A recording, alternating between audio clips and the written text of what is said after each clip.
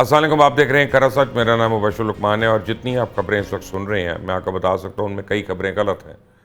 میں ان کی ڈیٹیلز میں بھی نہیں جانا چاہ رہا کیونکہ غلط ہے، میں نے کہہ دیا۔ مثلا میں آج صبح سے سن رہا ہوں کہ جناب آصف علی زرداری صاحب شاید عدالت کی وجہ سے استعفیٰ دے دیں۔ میں آپ کو تصدیق کر کے کہہ رہا ہوں یہ خبر غلط ہے۔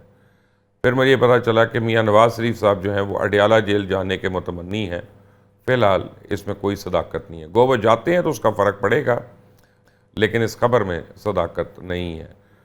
دوسرا جو ہماری لوکل لڑائیاں ہیں میں اس کے حوالے سے بات نہیں کرنا چاہ رہا، کیونکہ آپ کو میں بتاؤں کہ میری نظر اس وقت جو ہے وہ اپنے بارڈرز کے اوپر ہے، اور آپ کو انتہائی وثوق سے میں خبر دے رہا ہوں کہ ہندوستان دوبارہ ایک مارکے کی تیاری کر رہا ہے پاکستان سے، اور اس میں کوئی شک نہیں ہے کہ الحمدللہ ہمیں اپنی افواج پہ اعتبار ہے، اور ہمیں پتہ ہے کہ ان کو پہلے کی طرح ہم بہت زور آور جواب دیں گے، بلکہ شاید پہلے سے بھی زیادہ دیں، لیکن دشمن ہمارا کایا ہے، اس کو چھوٹا نہیں سمجھیں، مکار ہے، عیار ہے، اس کو بالکل اکیلا نہ سمجھیں۔ ان کے ساتھ اسرائیل بھی ہے اور اسرائیل کی بھی طاقت ہے، اور وہ پاکستان کے اوپر اکتوبر کے مہینے میں جو میری خبریں ہیں وہ کوئی حملہ کرنا چاہتے ہیں، کوئی وار کرنا چاہتے ہیں، لیکن اب ان کا پینترا بدل گیا۔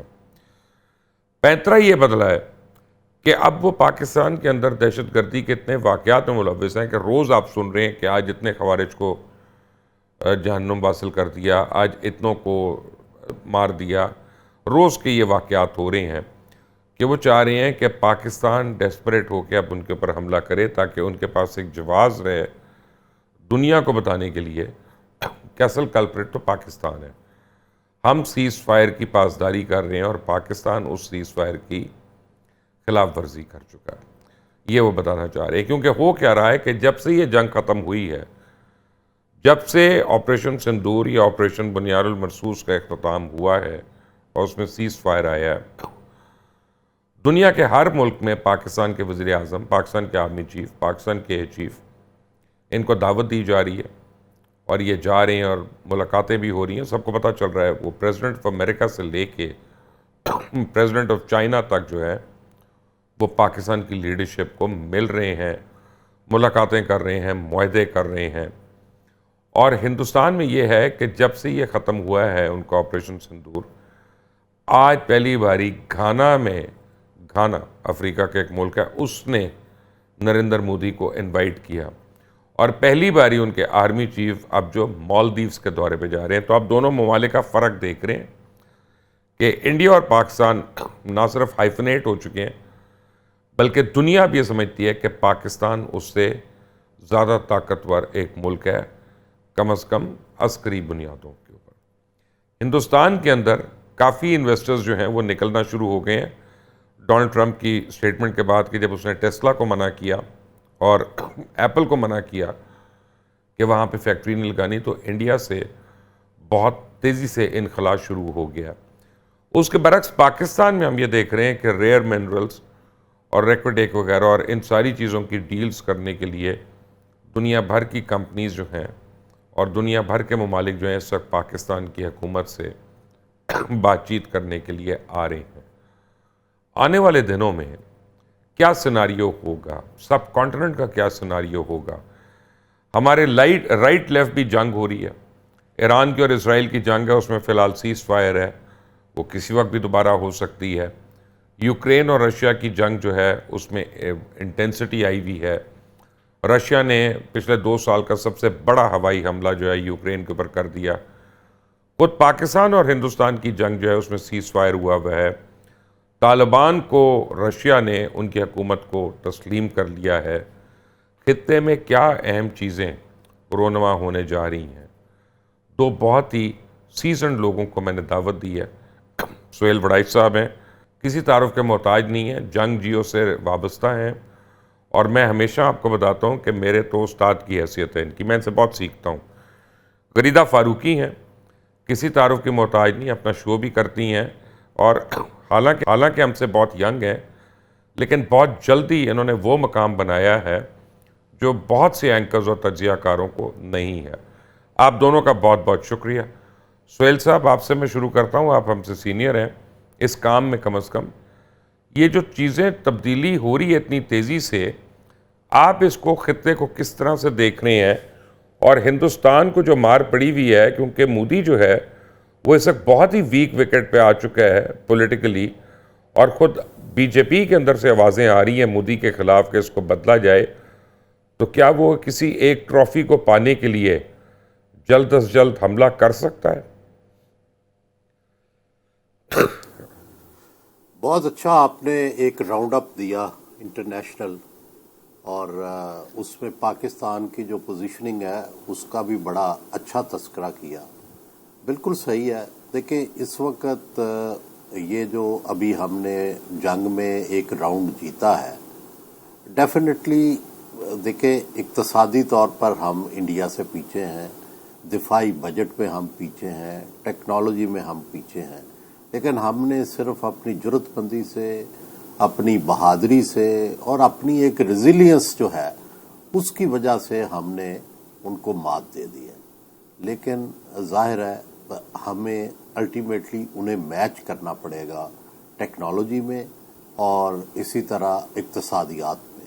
ان کے پاس کتنے ذخائر ہیں اور ہمارے پاس کتنے ہیں، کوئی تقابل ہی نہیں ہے. تو آج کی دنیا میں دفاع بھی تبھی مضبوط ہوتا ہے جب آپ اکانومی مضبوط ہو، کیونکہ اکانومی سے ہی آپ نے دفاع بنانا ہے. ہم نے خود تو بنانے نہیں ہیں جہاز، جے ایف تھنڈر بھی چائنا اور پاکستان نے بنائے ہیں، لیکن جو جدید ترین اسلحہ ہے وہ بھی خریدنا پڑتا ہے. اور اپنے آپ کو جو اب آرٹیفیشل انٹیلیجنس ہے یہ بھی سارا آپ کو اپ گریڈ کرنا پڑتا ہے.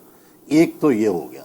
دوسرا، جنگ میں ہم نے جو افغانستان کے بعد سے ہم انٹرنیشنل ریپیوٹ پہ نیچے چلے گئے تھے، ہمارے بارے میں یہ تاثر ہو گیا تھا کہ یہ اپنی مرضی کرتے ہیں، ڈسیپٹیو ہیں اور یہ ٹیررزم کو بریڈ کرتے ہیں.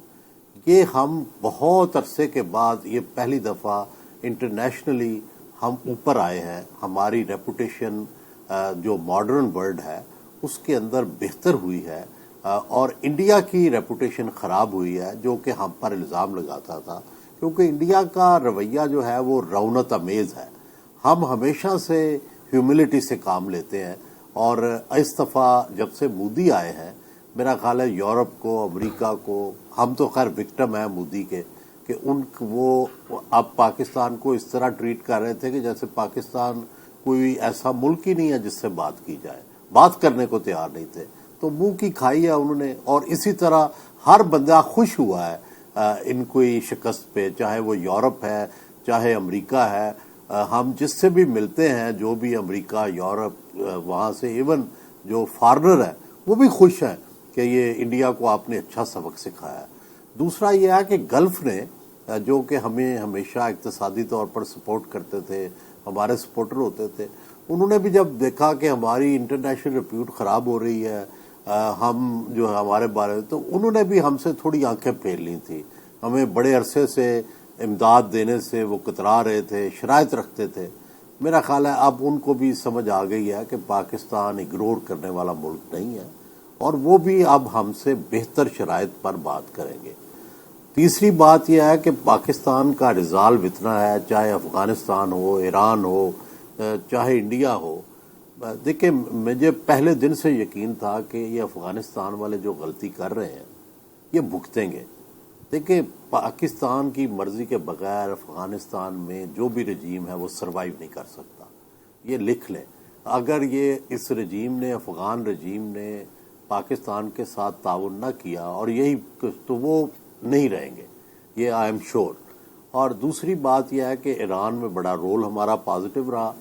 ہم نے نہ امریکہ کا ساتھ دیا بلکہ سمجھایا کہ بھائی آپ نے جو اگر رجیم چینج کیا تو یہاں ڈسٹربنس ہو جائے گی، شام کی طرح، عراق کی طرح اور لیبیا کی طرح. تو میرا خیال ہے کہ یہ بات ہماری اور سعودی عرب دونوں کی جو مشترکہ لاجک تھی یہ دنیا میں سمجھ آئی ہے، اور الٹیمیٹلی وہ رجیم بھی سروائیو کر رہا ہے، ایران ایز اے کنٹری بھی سروائیو کر رہا ہے.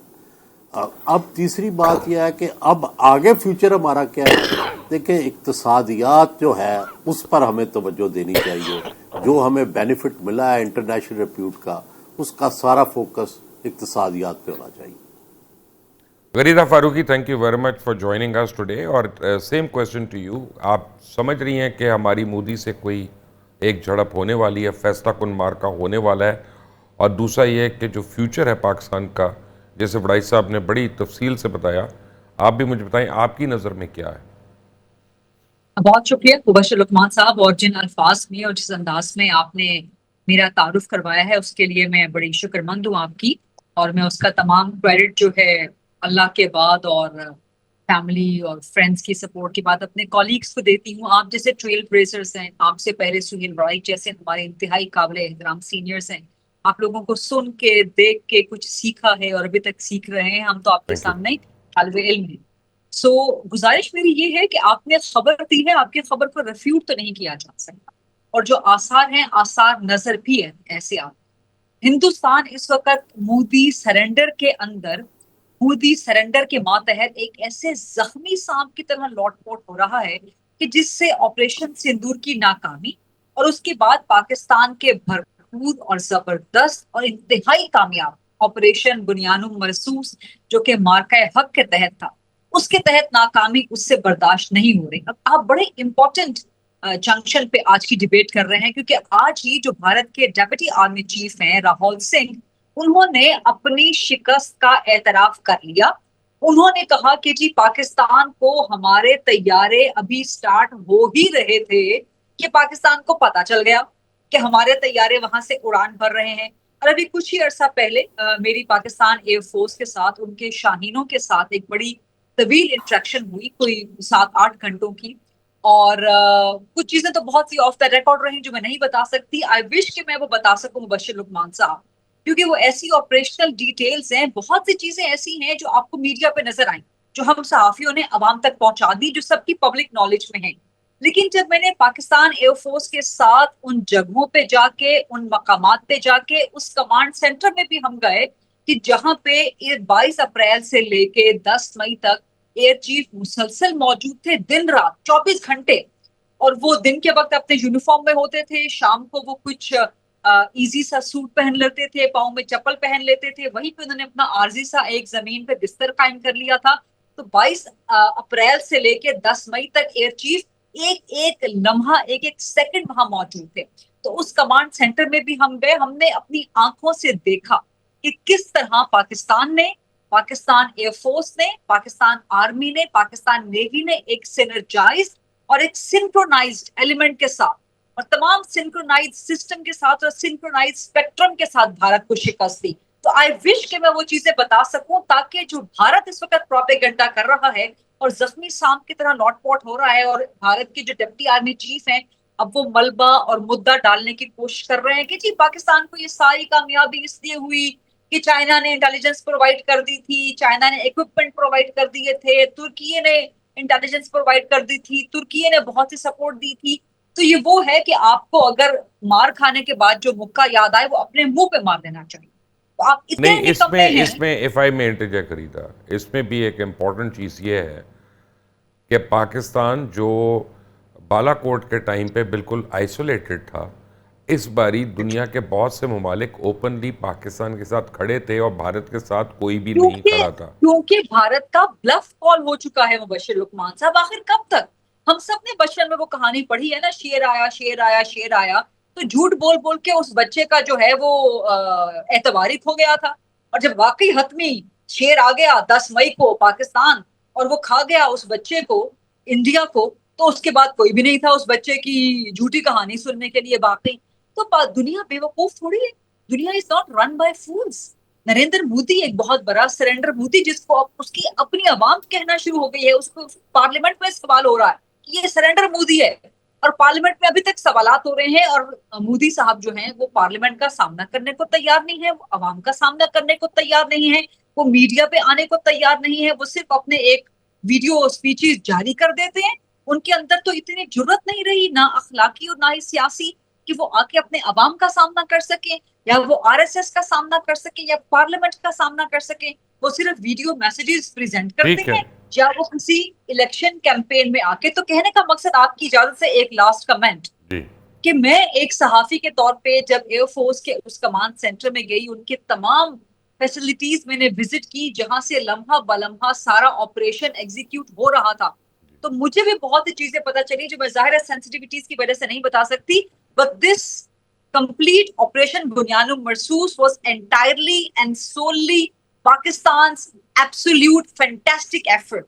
जी जी इसमें किसी बिल्कुल, का और कोई किरदार नहीं कोई था. शक नहीं है. भारत की but having said that, Bharat की बिजली बंद करने से लेके उसके तैयारे गिराने तक एक एक चीज पाकिस्तान की इंडिजिनस है. जी हाँ, इतने इंटेलिजेंट आपके जो हैं ऑफिसर्स हैं, इतना इंटेलिजेंट आपका ये सिस्टम है, इतना शार्प एंड क्विक. अच्छा, दूसरा वो भारत के डिप्टी आर्मी चीफ वो वहां पे वावेला मचा रहे हैं कि जी चीन ने आलात दे दिए, चीन ने तैयारे दे दिए. ये इस कदर बेवकूफाना, क्या पाकिस्तान ये ढंढोरा पीटे कि भारत को फ्रांस ने राफेल दे दिए? मतलब ऐसी कम अकली की बात है. और ये इंडिया का डेप्टी आर्मी नहीं नहीं, चीफ वो कह रहा एक्चुअली उनका कहने का मतलब ये है कि जी अब अपने लोगों को बताने के लिए कि हम पाकिस्तान से नहीं आ रहे, हम चाइना से आ रहे हैं, वो ये अपने लोगों को, है. अपने हल्के को उन्होंने ये कहना. सुहेल साहब, एक बड़ी इंपॉर्टेंट बात है, आपकी भी मुलाकातें होती हैं, हमारी भी मुलाकातें रहती हैं, ख़ासतौर सफ़ीरों से.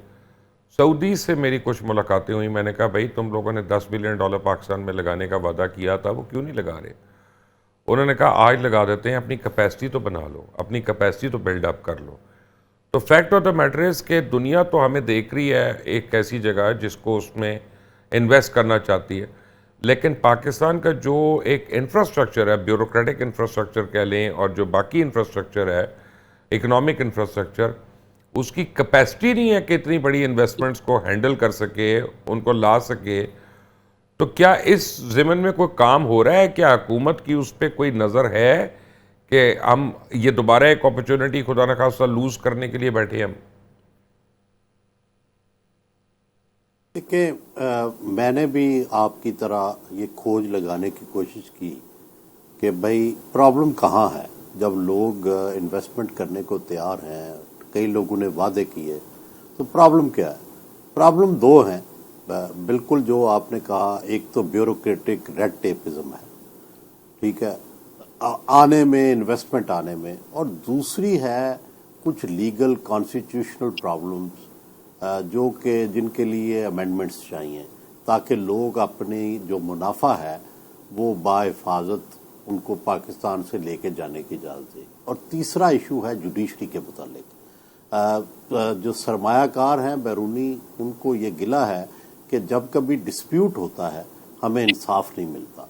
तो कोई ना कोई ऐसी आपको इंतजामात करने पड़ेंगे कि जिसमें हमें डिस्प्यूट्स के नतीजे में फेयर डिसीजंस मिले, और दूसरा हमें सरमाया वापस ले जाने के लिए सहूलतें मिलें, और तीसरा जब हम सरमाया लाएं तो रेड टेपिज्म ना हो. ये तीन इश्यूज हैं. मेरा ख्याल है इन पे काम तो हो रहा है. SIFC के जरिए अमेंडमेंट्स भी मेरा ख्याल है प्रपोज हो रही हैं. तो इसीलिए क्या रेयर मिनरल्स ऑफ बलूचिस्तान के जो रिकॉर्ड एक है उसको वफाक के अंदर लेके आए हैं ताकि फैसले हो सके? जी, मेरा ख्याल है कि इस पे काफ़ी चीज़ें मेरा ख्याल है तैयार तो हो चुकी हैं. अब SIFC भी बैठी है, गवर्नमेंट ऑफ पाकिस्तान भी बैठी है, प्राइम मिनिस्टर हाउस में SIFC का ऑफिस है. तो उम्मीद करनी चाहिए कि जल्द ये हो जाएगा. अब जबकि हमें एक मकाम भी ऊपर मिल गया है तो अब और इजी हो जाएगा ये लाग लेके आना. गरीदा फारूकी साहबा, मुझे ना कुछ फॉरेनर्स ने ये बात कही, उन्होंने कहा कि तुम्हारे मुल्क में चैप्टर 11 ही नहीं है, यानी बैंकरप्सी के लॉज नहीं है. अगर कल को हम बैंकरप्ट हो जाते हैं और हम वापस जाते हैं तो हम जा नहीं सकते, दलदल में फंस जाते हैं, और वहाँ पे नैब हो, एंटी करप्शन हो, FIA हो, हम इनके चक्रों में पड़ जाते हैं. तो ऐसी सूरत हाल में हम इन्वेस्टमेंट क्यों लेके आएँ? आप इस्लामाबाद में हैं, तो क्या ऐसी कोई सजेशन जो हैं वो गवर्नमेंट में डिस्कस हो रही हैं कि इन चीज़ों को फैसिलिटेट किया जाए, चैप्टर 11 को इन्वोक किया जाए और नैब से इन्वेस्टर्स की जान छुड़ाई जाए किसी तरह से? देखिए, आपका जो कंसर्न है वो बहुत वैलिड है, और ये कंसर्न्स सिर्फ फॉरेन इन्वेस्टर्स के नहीं होते, लोकल इन्वेस्टर्स के भी होते हैं. अभी जो कुछ दिन पहले फाइनेंस मिनिस्ट्री की अपनी रिपोर्ट आई है एनुअल, उसमें बताया है कि FDI 15% उसमें आपका डिक्लाइन आया है. सो ये पूरे सिस्टम की खराबी है. इसमें आप सिर्फ नैब को जिम्मेदार नहीं ठहरा सकते. इसमें आपके ब्यूरोक्रेटिक सिस्टम है, ब्यूरोक्रेटिक एटीट्यूड है, ब्यूरोक्रेटिक बिहेवियर है, रेड टेपिंग का आपका इसमें मामला है, फाइलों को दबे रहने का इसमें मामला है. पाकिस्तान का सिस्टम बहुत गंभीर है. मिसाल के तौर पे आप दुबई में इन्वेस्टमेंट करना चाहते हैं, आप दुबई में चंद लाख दिरहम ले जाएं, चंद लाख डॉलर्स ले जाएं, आप चंद घंटों के अंदर अंदर मेरा ख्याल है कि आपको 1 घंटा भी बहुत मैक्सिमम है कि आप ऑनलाइन अपना कारोबार वहां शुरू करेंगे। सिर्फ ऑनलाइन ही नहीं, आप वहां पे एक कंपनी कायम कर सकते हैं दुबई में। तो this is the ease of doing business, या this is the ease of bringing investment into a country, जिसके हम ख्वाब तो देखते हैं, जिसकी हम बातें भी करते हैं, जिसकी हम मिसालें भी देते हैं। लेकिन पाकिस्तान में जब तक आप इस ब्यूरोक्रेसी के इंतहाई फरसूदा, इंतहाई ऑब्सोलीट निजाम को तब्दील नहीं करेंगे, तब तक मेरा ख्याल है कि आप इन्वेस्टमेंट के और इकोनॉमिक डेवलपमेंट के ये सब ख्वाब देखने आप छोड़ दें। सऊदी अरब हमारा बहुत अच्छा दोस्त है, बरादर इस्लामी मुल्क है, दोस्त बहुत अच्छा है हमारा। ना सिर्फ हमारे कर्जे रोल ओवर करता रहता है, बल्कि तेल हमें डेफर पेमेंट पे प्रोवाइड करता रहता है। इन्वेस्टमेंट बहुत बड़ी सऊदी से यहाँ पर बड़ी जबरदस्त, बड़ी कामयाब वो कॉन्फ्रेंस हुई थी इन्वेस्टमेंट की अभी कुछ महीने पहले, माइंस एंड मिनरल्स के हवाले से। अच्छा, एक और इंटरेस्टिंग चीज, आपकी भी मुलाकातें होती हैं, हम सब मुलाकात करते हैं, बतौर सहाफी हमारा काम है, खबर भी हम लेते हैं। अमेरिका का बहुत इंटरेस्ट है बलूचिस्तान में माइंस एंड मिनरल्स के हवाले से, और एक बड़ी इन्वेस्टमेंट वो देख रहा है, उसको आय कर रहा है। और ना सिर्फ वो गवर्नमेंटल लेवल पे, बल्कि वो अपने प्राइवेट इन्वेस्टर्स को भी एनकरेज करना चाहता है। लेकिन जब तक ये ब्यूरोक्रेटिक सिस्टम आपका मौजूद रहेगा, हम सिर्फ सऊदी अरब की बात नहीं कर रहे हैं, हम सिर्फ चीन की बात नहीं, कहीं हमारे दोस्त ममालिक हैं। अब अमेरिका तक की हम बात कर रहे हैं, यूरोप तक की हम बात कर रहे हैं। अमेरिका आ गया तो आपके दरवाजे यूरोप तक के लिए खुल सकते हैं। लेकिन क्या आपका सिस्टम, लेकिन ना, घर की बुनियादें अगर कमजोर हो तो आप उसके ऊपर बुर्ज खलीफा तो खड़ा नहीं कर सकते ना। आपको बुनियाद मजबूत बनानी।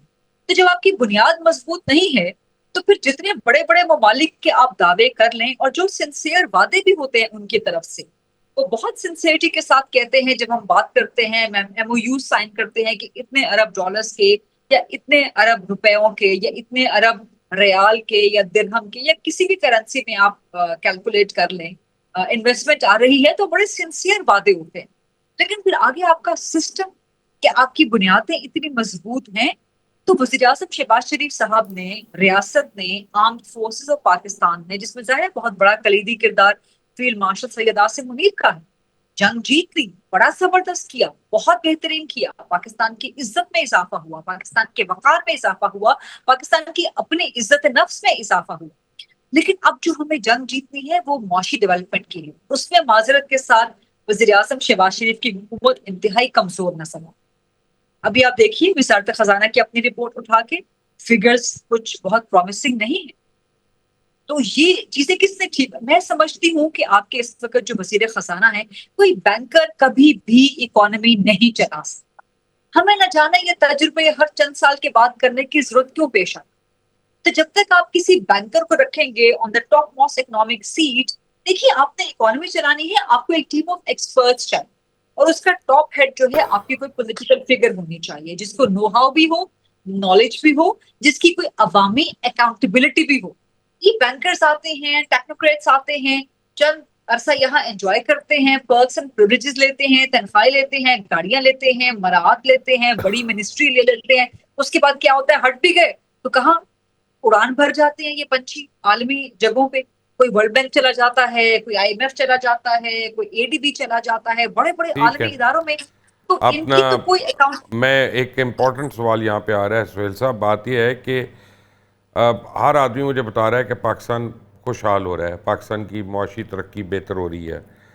जब मैं प्राइवेट सेक्टर को देखता हूँ, चले प्राइवेट सेक्टर, क्योंकि हम तीनों का ताल्लुक मीडिया से, मीडिया की एक एग्जांपल दे देता हूँ कि अखबारात में लोगों को फारिग किया जा रहा है, टेलीविज़न चैनल्स पे लोगों को कम किया जा रहा है, अपॉर्चुनिटीज़ जो हैं वो स्क्वीज़ हो रही हैं, और इसी तरह दीगर प्राइवेट सेक्टर को मैं देखता हूँ। तो जब प्राइवेट सेक्टर फ्लरिश नहीं कर रहा सुहेल बड़ाई साहब, तो फिर हम ये कैसे क्लेम कर सकते हैं कि हमारी इकॉनमी जो है वो बेहतर हो रही है या बेहतरी की तरफ गामजन है?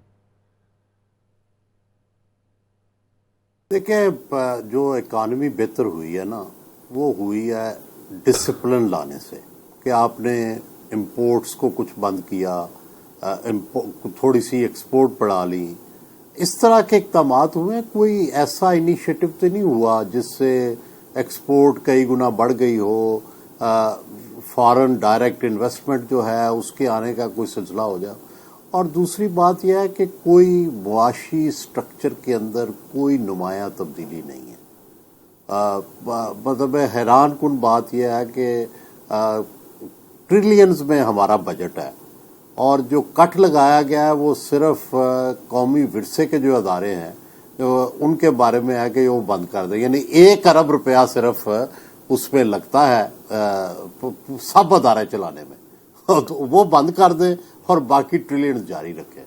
تو بڑی اتفاق سے میں جب دیکھتا ہوں کہ ہم تو خیر بالکل کامن مین ہیں، اکانومی کو اتنا نہیں سمجھتے، یہ تو سمجھتے ہیں کہ بینکر بیلنس شیٹ جو ہے وہ اچھی بنائے گا، لیکن کون ہے جو ہمارے مالیاتی نظام کو ٹھیک کرے گا، کون ہے جو انیشیٹو لے گا، نئے آئیڈیاز لائے گا، جس طرح ہم آرٹیفیشل انٹیلیجنس ہے، انڈیا والے جو ہیں وہ کتنے بلین کی ایکسپورٹ کر رہے ہیں کمپیوٹر کی اور ڈیجیٹلائزیشن کی چیزیں، یہ وہ ساری چیزیں ہیں جو ہمارے ہاں موجود ہیں، لوگ کمپیوٹر لٹریٹ ہیں، لوگوں نے مختلف پروگرامز کیے ہوئے ہیں، لیکن ان کے لیے اپرچونٹیز نہیں ہیں، اور اسی طرح بزنس فرینڈلی ایٹماسفیئر نہیں ہے۔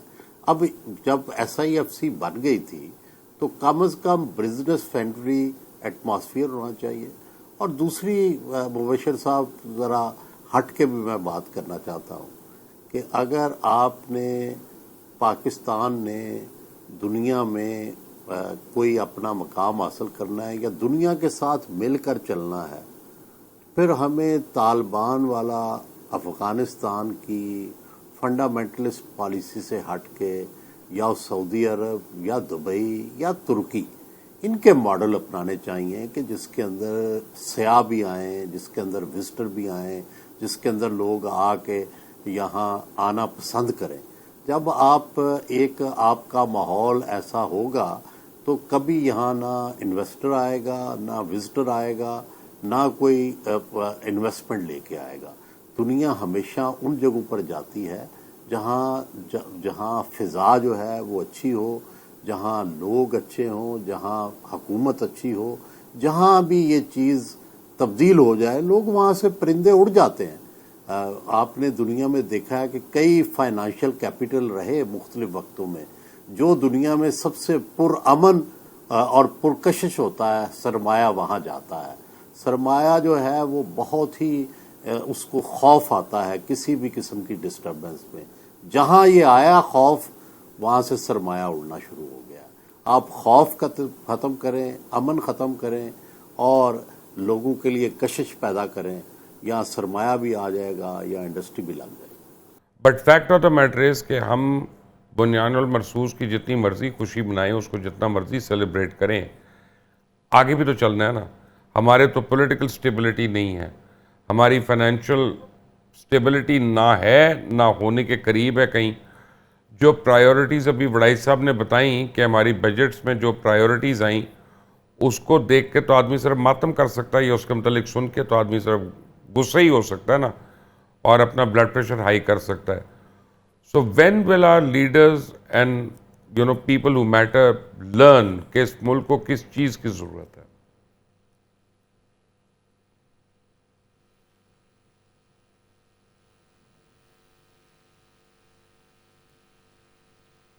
غریدہ، آپ کو میری آواز آ رہی ہے؟ جی مجھے آپ کی آواز آ رہی ہے۔ میں سمجھ رہی تھی کہ آپ چونکہ اپنا یہ انٹروڈکشن دے رہے ہیں، نہیں، کیونکہ میں آپ سے ہی پوچھ رہا نام تھا نہیں یہ، لیا کہ سوال کس سے ہے، تو آئی تھاٹ کہ سہیل بڑائی صاحب سے ہے۔ آپ سے۔ لیکن مسئلہ وہی ہے۔ اچھا، ایک تو جو اس وقت منترا دیا جاتا ہے نا مبشر لقمان صاحب کی پولیٹیکل سٹیبلٹی نہیں ہے، میں اس سے ایگری نہیں کرتی۔ پولیٹیکل سٹیبلٹی آپ کے پاس ہے، الیکشنز آپ کے ہو گئے۔ پاکستان میں یہ تماشا تو ہمیشہ سے رہا ہے، کسی ایک نے الیکشن نہیں ماننے، ایک نے نہیں ماننے، دو نے نہیں ماننے، چند ایک نے نہیں ماننے۔ تو یہ تماشا ایک تو بند ہونا چاہیے۔ اس کے لیے آپ کو اصلاحات کرنی ہے، اس کے لیے آپ کو پارلیمنٹ میں ڈیبیٹ کرنی ہے، لیکن پارلیمنٹ میں اپوزیشن انتہائی غیر سنجیدہ ہے، وہ سنجیدہ ہی نہیں۔ اب دیکھیے وزیر اعظم شہباز شریف نے فلور آف دا ہاؤس پہ جا کے بہت دفعہ اس ٹینیور کے دوران، پارلیمنٹ کے اس ٹینیور کے دوران اپوزیشن سے ملاقاتیں کی ہیں، اور ابھی حال ہی میں جا کے انہوں نے جو بڑی گرم جوشی سے مصافحہ کیا بیرسٹر گوہر کے ساتھ، اسد کیسر کے ساتھ، اور کہا کہ مذاکرات ہونے چاہیے۔ آپ ایک لمحے کو امیجن کریں، یہاں پر پاکستان طریقے انصاف ہو، یہاں پر عمران خان ہوتے، جنگ جیتی ہوتی، اس طرح سے جنگ جیتی ہوتی، نواز شریف، آصف زرداری، بلاول بھٹو، مریم نواز یا دیگر سیاستدان جیل میں ہوتے، تو کیا عمران خان جا کے ان کی سیکنڈ ٹیئر کی لیڈرشپ سے فلور آف دا ہاؤس پہ ہاتھ ملاتے اور کہتے کہ آئیں بیٹھے مذاکرات کریں؟ سو ہمیں بالکل نیوٹرل ہو کے ذرا اس کا اینالائز کرنا چاہیے اور اپوزیشن کو ذرا ہمیں جھنجھوڑنا چاہیے کہ بھائی واقعی بلاول بھٹو درست کہہ رہے ہیں. آپ کا مسئلہ ہو سکتا ہے آپ کے چند کروڑ کا، آپ کے 1.5 کروڑ جو ووٹر ہیں، جو آپ کے سپورٹر ہیں 25 کروڑ کی آبادی میں سے، ان کا مسئلہ ہو سکتا ہے قیدی 804 یا عمران خان کی رہائی. یہ 25 کروڑ کا مسئلہ نہیں ہے. 25 کروڑ کا مسئلہ ہے کہ اس وقت ملک میں دہشت گردی ہے، اس کو نمٹنا ہے، غربت ہے، مہنگائی ہے، بے روزگاری ہے. شہباز شریف کی حکومت بہت اس کا کلیم لے رہی تھی پچھلے چند مہینوں تک کہ جی ہم نے مہنگائی میں کمی کر دی. اب روزانہ کی بنیاد پہ آپ کا اسٹیٹسٹکس بیورو، آپ کا وزارت خزانہ ایشو کر رہا ہوتا ہے فیکٹس اینڈ فگرز. اس میں تو مہنگائی آپ کی پھر بڑھتی چلی جا رہی ہے. پیٹرول کی قیمتیں آپ کی انٹرنیشنل مارکیٹ میں بڑھی نہیں، یہاں پر آپ نے 9 روپے بڑھا دی. صرف 9 روپے پیٹرول بڑھنے کا مطلب یہ ہے کہ جو غریب کا جتنے بھی لیٹر 10 لیٹر ڈلتا ہے وہ اپنا 3-4 لیٹر کم ڈلوائے گا اپنے پیٹرول کی ٹینکی میں، اپنی گاڑی کی ٹینکی میں. اور گرمی کی صورتحال آپ نے دیکھی، جو ایک مڈل کلاس چھوٹی گاڑی میں سفر کرتا ہے وہ اے سی بھی نہ چلائے، وہ اس قابل بھی نہ ہو اس شدید گرمی میں. اس کے اگر 2 بچے ہیں 4 بچے ہیں تو وہ عزت کے ساتھ کھانا بھی نہ کھا سکے، وہ گھر کا بل نہ دے سکے. اچھا بجلی کا دیکھ لیں آپ معاملہ پھر. اچھا میں سمجھتی ہوں کہ 2 لوگ جو ہے نا وہ اس وقت وزیر اعظم شہباز شریف کی حکومت کو انسٹنٹلی ریپلیس کر دینے چاہیے. ایک فائنانس میں اور دوسرا پاور منسٹری. اس قدر شدید گرمی میں ہم اسلام آباد میں بیٹھے ہیں. اسلام آباد میں کم از کم اس قسم کی لوڈ شیڈنگ ہم نے پہلے نہیں دیکھی. بہت پہلے ہوا کرتی تھی جب 2013 سے غالباً پہلے کا ٹینیور تھا، یا اس کے بعد جب چیزیں بلڈ اپ ہو رہی تھیں پاور پلانٹس اینڈ آل.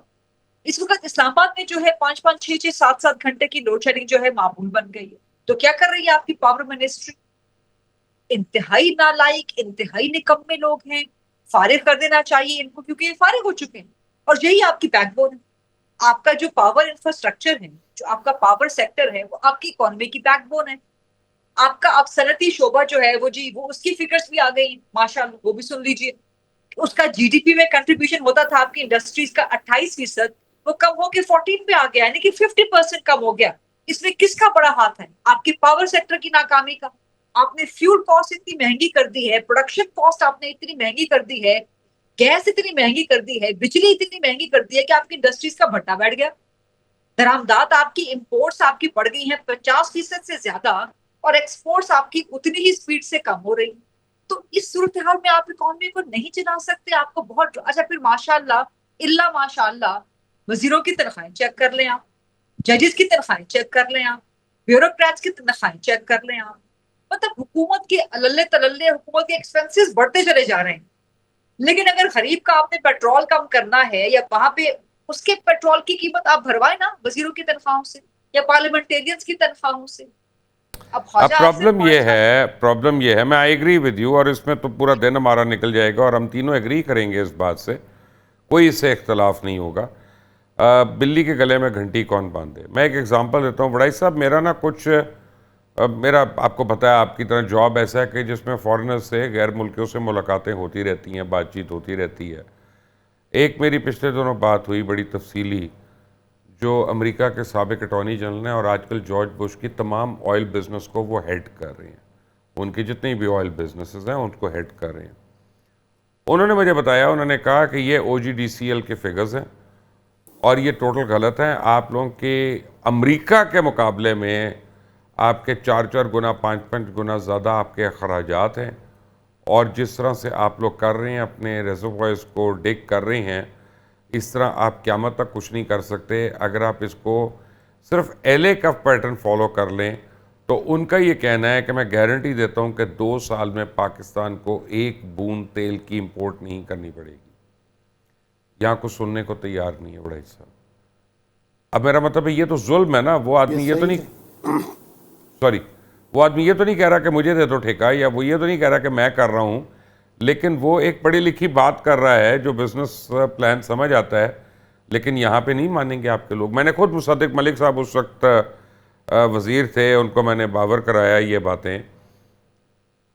ہر آدمی کے اپنے اینگلز ہیں، میں کیا کہہ سکتا ہوں. کہ مبشر صاحب ہاں خامیاں تو ہے نا ہمارے سسٹم میں، تبھی پاکستان کی اکانومی جو ہے وہ اس سٹیج پہ آ گئی ہے۔ لیکن اب آگے چلنے کے لیے کیا کرنا ہے اس پہ غور ہونا چاہیے، اور اس حکومت کو ظاہر ہے اس حکومت کا اور نون لیگ کا ہمیشہ سے یہ رہا ہے فوکس اکانومی، اور یہ بھی ٹھیک ہے کہ انہوں نے ڈیفالٹ اس وقت ہم ہونے والے تھے اس سے نکالا ہے، انٹرنیشنلی معیشت کی ریپیوٹ کچھ بہتر کی ہے جس کی وجہ سے آئی ایم ایف نے ہمیں بیل آؤٹ پیکج دے دیا ہے، لیکن اس سے آگے کیا وہ نظر نہیں آ رہا۔ Here I agree with you کہ کوئی ایسا انسینٹیو ہمیں نظر نہیں آ رہا ما سوائے ٹائٹننگ آف دی اکانومی کے کہ ڈیجیٹلائزیشن۔ وڈائی صاحب سوری، میں قطع کلامی ہو رہی ہے آپ کی، قطع کلامی ہو رہی ہے آپ کے، تو میں کالمز بڑی ریگولرلی پڑھتا ہوں اور آج سے نہیں، پتہ نہیں کب سے، تو آپ تو 18ویں ترمیم کی آپ نے بڑی تعریف بھی کی ہوئی ہے کہ بڑا فائدہ ہوا، لیکن اس 18ویں ترمیم کی وجہ سے جو وزارتیں اور جو ڈپارٹمنٹس غیر فعال ہو گئے وفاق میں، ان کو کیوں نہیں بند کیا گیا آج تک، اور کیوں ٹیکس نیشنل ایکسچیکر کے اوپر بوجھ ہے وہ؟ 100% ایگری کرتے ہیں، بلکہ 18ویں ترمیم پہ بھی میری ایک کرٹیسزم ہے، وہ یہ ہے کہ یہ ڈی سینٹرلائزیشن جب کی گئی اور ان کو اختیارات کو نیچے منتقل کیا تو اس کا مطلب تھا کہ یہ ڈسٹرکٹ تک جاتے ہیں۔ یہ اب جو وزیر اعلیٰ ہیں یہ سارے ڈکٹیٹر بن گئے ہیں، جو پہلے وفاق جو تھا وہ استحصالی تھا، اب صوبے استحصالی بن گئے ہیں، اب وزیر اعلیٰ جو ہے اس نے سارے فیصلے کر رہے ہیں۔ 1100-1400 ارب کی ڈیولپمنٹ کے اندازہ لگائیں، پنجاب میں 1400 ارب کا اس دفعہ ڈیولپمنٹ بجٹ ہے، بجائے اس کے کہ آپ ایک پروونشل، ہمیشہ ایک پروونشل کمیشن ہوتا ہے جو ڈسٹریبیوٹ کرتا ہے، جس طرح نیشنل فائنانس کمیشن ہے اس طرح پروونشل فائنانس کمیشن ہوتا ہے جو کہ آگے ڈسٹریبیوٹ کرتا ہے صوبوں تک، وہ ہو ہی نہیں رہا۔ یہاں صوبے میں آ کے اب صوبہ نیا غاصب بن گیا ہے، پہلے وفاق ہوتا تھا، تو اب تو کوئی تحریک چلانی پڑے گی اضلاع کو کہ وہ صوبے سے کسی طرح اپنے اختیارات واپس لیں۔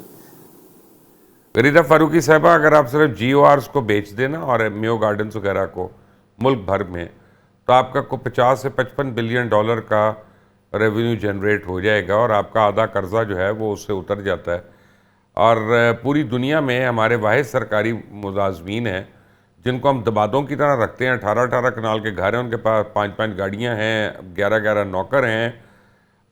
وائی کون مجبور ہے اتنا حکومت میں کہ سخت فیصلے نہیں کر سکتا؟ اس وقت بلکہ اس وقت نہیں، ہمیشہ سے پاکستان کی جو معیشت جب سے ہم نے ہوش سنبھالا ہے، ہوش سنبھالنے کا مطلب کہ جب سے آپ نے اپنا کریئر کا آغاز کیا، پڑھنے لکھنے کا آغاز کیا، یا جب سے ہم صحافت میں آئے، چیزوں کی سمجھ آئی، حکومت کیسے چلتی ہے معیشت کو چلانے کے لیے، even though I am not an expert, I am not an economic pro, but پھر بھی کچھ تو سمجھ بوجھ ہمیں ہے نا، عوام کے ساتھ ہم مسلسل رابطے میں رہتے ہیں۔ تو میں تو کم از کم یہی دیکھ رہی ہوں، بشیر لقمان صاحب آپ بھی یہی دیکھ رہے ہوں گے، سہیل رائس صاحب بہت سینئر ہے، وہ بھی ساری زندگی انہوں نے یہی دیکھا ہوگا کہ ڈنگ ٹپاؤ قسم کی ہماری پالیسیز بن رہی ہوتی ہیں، ڈنگ ٹپاؤ قسم کا ہمارا سسٹم چل رہا ہے کہ اچھا ٹھیک ہے فی الحال تو چلا دیں، آپ اس کی ایک لیپا پوتی کر رہے ہوتے ہیں، آپ اس کی جو اسٹرکچرل فلاز ہیں جو نیچے سے وہ بالکل بوسیدہ ہو چکے ہیں، آپ اس کو ٹھیک نہیں کر رہے ہوتے۔ اب آپ نے جن بڑے بڑے علاقوں کا ذکر کیا جہاں پر مکانات ہیں وغیرہ، سرکاری رہائش گاہیں ہیں، ذرا میں بھی تھوڑا چپ ان کر دوں کہ سرکاری ملازمین کی ماشاءاللہ ہر سال تنخواہ بڑھتی ہے، کیا پرائیویٹ سیکٹر میں ایسا ہوتا؟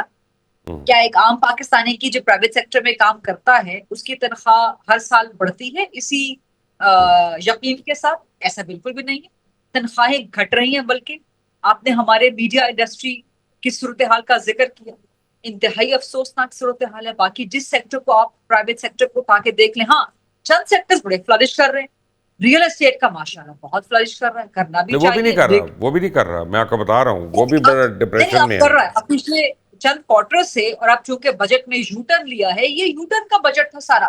آپ نے کہا کہ ریئل اسٹیٹ سیکٹر جو ہے ہمارا وہ بلیک سیکٹر ہے، وہاں پہ سارا بلیک مارکیٹ، سارا بلیک اکانومی، سارا بلیک منی وہاں پر موجود ہوتا ہے، ہم اس کو ریگولرائز کریں گے۔ پچھلے بجٹ میں یہی ہمارے بینکر وزیر خزانہ وہ یہ ویژن لے کے آئے تھے۔ اب آپ نے اس سے ٹف کویسچن پوچھوں گا آپ دونوں سے آخر میں، سوری غریدہ میں نے یہیں پہ روکنا ہے، کیونکہ مجھے بہت ٹف کویشچن پوچھنا ہے. آپ دونوں سے میں نے بڑے اچھے اچھے سوال پوچھے ہیں اور اب میں نے سخت سوال پوچھنا ہے، پہلے بڑائی صاحب سے پھر آپ سے. بڑائی صاحب، یہ فیکٹ ہے کہ ہمارے حکمران جو ہیں اس قابل نہیں ہیں، ان کی کیپیسٹی نہیں ہے کہ اس ملک کو 21ویں صدی میں آگے لے کے جا سکیں. کیا وقت کی ضرورت ہے کہ پاکستان میں ایک فعال ٹیکنوکریٹ بیس نیشنل گورنمنٹ ہو؟ میرا خیال ہے مبشر صاحب اس وقت ایک ٹیکنوکریٹ گورنمنٹ ہے.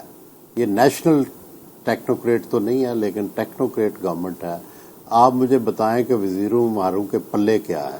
اس جو فیڈرل گورنمنٹ ہے اس کو جو ہے وہ ٹی شاہ صاحب اور احد چیمہ صاحب چلا رہے ہیں. یہ سارے پی ایس اوز کی حکومت ہے. آدھے جو وزیر ہیں وہ کسی نہ کسی وقت میں یا شریف خاندان کے یا شریف خاندان کے دوستوں کے پرائیویٹ سیکٹری یا ان کے مشیر یا ان کے وکیل رہے ہیں. تو یہ تو پالیٹیشین جو ہیں وہ تو کہیں میٹر ہی نہیں کر رہے اس وقت. اور شہباز شریف صاحب جو ہیں وہ بڑے قابل احترام ہیں لیکن ان کا طریقہ ہمیشہ یہی ہے کہ وہ پولیٹیکل گورنمنٹ نہیں چلاتے، وہ بیوروکریٹک گورنمنٹ چلاتے ہیں. تو اس وقت بیوروکریسی کا قبضہ، تو وہ بیوروکریٹ ہی اس وقت چلا رہے ہیں. اگر لیکن کل کو اگر یہ حکومت پولیٹیکلی ناکام ہو گئی تو ناکام پالیٹیشین ہوں گے لیکن چلا رہے ہیں بیوروکریٹ.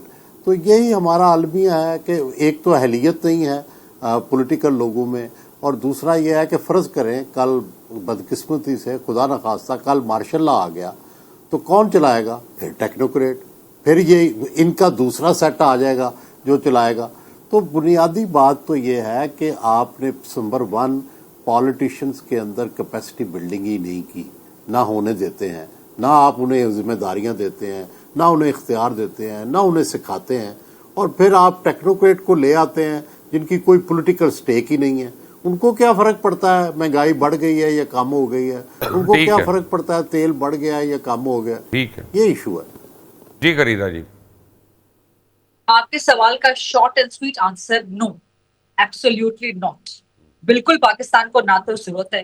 یہ درفندنی، یہ شوشہ، یہ پروپیگنڈا ہر چند سال کے بعد کیا جاتا ہے. پاکستان نے اس کو کافی برداشت کر لیا. اب یہ امیون ہو گیا پاکستان اس کے. یا تو ٹیکنوکریٹ حکومت کی باتیں ہوتی رہتی ہیں یا پھر صدارتی نظام کی باتیں ہوتی رہتی ہیں. ابھی بھی ہلکی پھلکی آپ کو کہیں نہ کہیں یہ ڈھول کی بجتی بھی نظر آتی رہتی ہے کہ صدارتی نظام ہونا چاہیے وغیرہ وغیرہ. سو اس ملک کو جو چلا سکتا ہے وہ صرف ڈیموکریسی. بار بار بے شک ناکام ہوتے رہے لیکن ڈیموکریسی ہے. میرے نزدیک ڈیموکریسی بھی کوئی بہت بہترین تجربہ نہیں ہے، کوئی بہت ہی بہترین لیکن فارمولا نہیں آن اے سیریس لیکن نوٹ غریدہ جی سوری، اگر آپ اس کو گراس روٹ لیول تک ڈیموکریسی کو ڈیوالو نہیں کرتے جیسے وڑائی صاحب نے بھی کہا تھا تو صوبے آپ کے ڈکٹیٹوریل ہو گئے ہوئے ہیں، تو پھر وہ میں تو نے یہی آپ سے ڈیموکریسی گزارش نہیں ہے کی نا. نا، میں نے یہی آپ سے گزارش کی کہ میرے نزدیک ڈیموکریسی کو بہت آئیڈیل سچویشن نہیں ہے، لیکن اس کے علاوہ آپ کے پاس فی الحال کوئی فارمولا نہیں ہے نا.